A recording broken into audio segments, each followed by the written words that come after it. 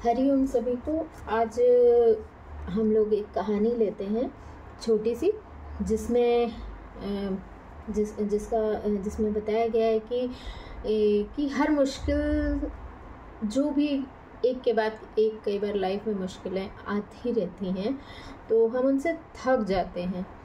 तो कैसे हम उनके आगे आने वाली रोशनी को देखते हुए हम वो रास्ता काट सकते हैं कि जो उन परेशानियों से हो करके जो हम गुज़र रहे हैं, तो आगे ईश्वर ने हमारे लिए क्या छुपा के रखा हुआ है। तो इस बात को दर्शाती है ये कहानी। तो शुरू करते हैं कि एक संतों की सभा एक जगह लगी हुई थी। उसी सभा में एक व्यक्ति ने एक मिट्टी के घड़े में गंगा जल भर के रखा था संतों के पीने के लिए। एक व्यक्ति था जो घड़े के पास ही खड़ा हुआ था और वह सोच रहा था कि कितना सौभाग्य है इस घड़े का, जो कि गंगा जल से भर करके और संतों की सभा में उनकी सेवा के लिए अपना जीवन दे रहा है। कितना सुंदर जीवन है इसका, कितना सौभाग्य है इसका। तो उसके जो भाव थे वो घड़े ने समझ लिए, और तभी घड़े से आवाज़ आई कि बिल्कुल सही सोच रहे हो तुम कि मेरा सौभाग्य है आज जहाँ मैं पहुँचा हूँ। और अगर कुम्हार मैं तो मिट्टी ही था। अगर कुम्हार मुझे ले करके खोद करके, मैं तो जंगलों में लोगों के पैरों से कुचला जा रहा था, वीराने में पड़ा हुआ था, तालाब के किनारे कैसे एकदम निकृष्ट उसमें पड़ी हुई थी। तो जैसे कुम्हार अगर मुझे खोद करके वहाँ से लेके ना आता, अगर वो मुझे मुगरी से कूटता नहीं, मेरे छोटे छोटे टुकड़े ना करता, और अगर वो मुझे फिर उसने मुझे भिगोया, पानी में डाल करके भिगोया, फिर मुझे रौंदा, और फिर अगर रौंद करके वो मुझे फिर उसके बाद उसने चाक पे चढ़ाया, घुमाया मुझे बहुत, फिर उसके बाद उसने मुझे काट के उतारा। चाक पर जब बर्तन बनता है तो उसको मिट्टी से अलग कर जाता है, बाकी मिट्टी से अलग करने के लिए धागे से काटा जाता है उसको। तो उसने मुझे मिट्टी से अलग काटा। फिर उसके बाद उसने मुझे धूप में सुखाया, और उसके बाद फिर उसने मुझे आवे में पकाया। और जब भट्टी में मैं पक करके निकला, तो उसके बाद मुझे भर करके गधे पे टांग करके, बहुत सारे गढ़ों के साथ गधे पे टांग करके मुझे बाज़ार में बेचा गया।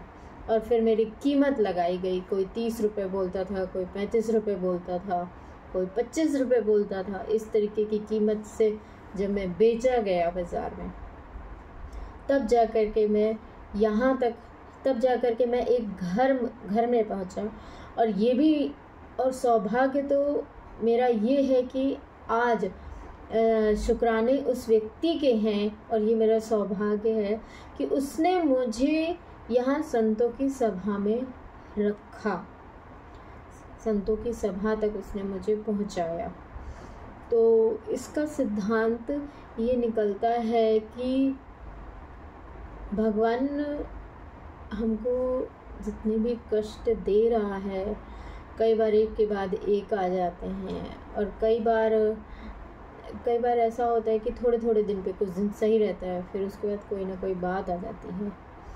लेकिन अगर किसी ने हंसना मुस्कुराना सीख लिया, ज्ञान में आकर के ही सीख पाता है व्यक्ति, गुरु के प्रेम में ही ये बात आती है। हंसना मुस्कुराना सीख लिया तो वो आगे आने वाली खुशी का इंतज़ार नहीं करता। उसको भरोसा होता है कि नहीं, ये सब भी गुज़र जाएगा। वो उसी प्रसन्नता से ही चलता रहता है। और भगवान कहते हैं ना कि प्रसन्न व्यक्तियों को हे अर्जुन मैं अति शीघ्र मिलता हूँ। तो हम किसी भी चीज़ को हाय हाय करके बढ़ाएं ना, हमेशा वाह वाह वाह वाह वाह वाह वाह भगवान वाह, वाह भगवान वाह। और भगवान ने हमारे लिए बहुत सुंदर भविष्य बनाया हुआ है, जो कि आज ही दिखाई देता है। आज प्रेजेंट टाइम में अगर हम गुरु की एक बात मानते हैं तो उससे कितनी ठंडक आ जाती है दिल में, कितनी शांति आती है हमारे मन में। तो आगे का जीवन तो ना किसी ने देखा ही नहीं है, तो हम अपना जीवन आज ही क्यों ना सराहें कि आज गुरु ने इतनी रहमतें दी हैं, इतनी ऑक्सीजन, बिना पैसे के ऑक्सीजन हमें दे रहा है, हवा दे रहा है, पानी दे रहा है, ज़मीन दी है उसने हमको चलने के लिए। हाँ, अपना बनाने के लिए हमें पैसे देने पड़ते हैं, लेकिन चलने के लिए तो किसी ने हमसे टैक्स नहीं लिया है ना अभी तक, कि उस ज़मीन पर पैर रख रहे हो।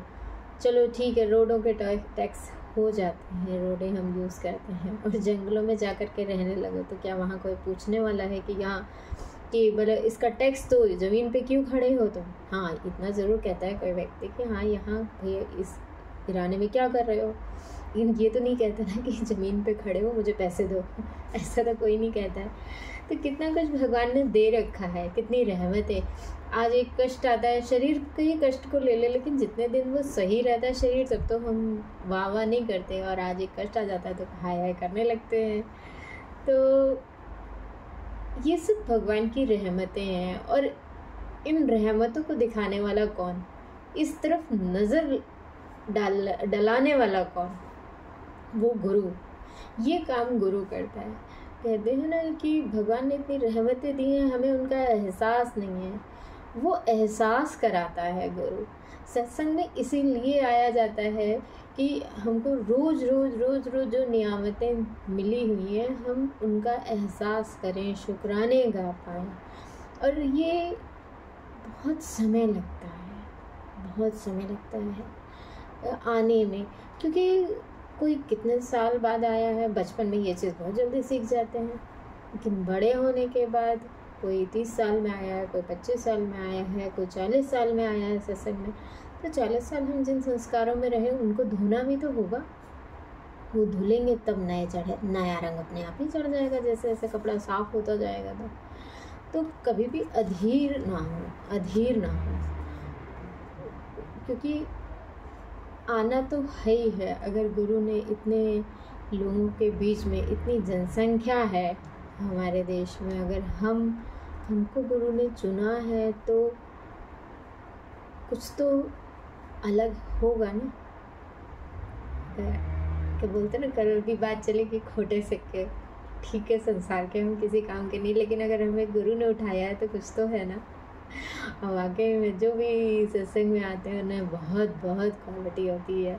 गुरु भरता ही जाता है उनके अंदर गुण।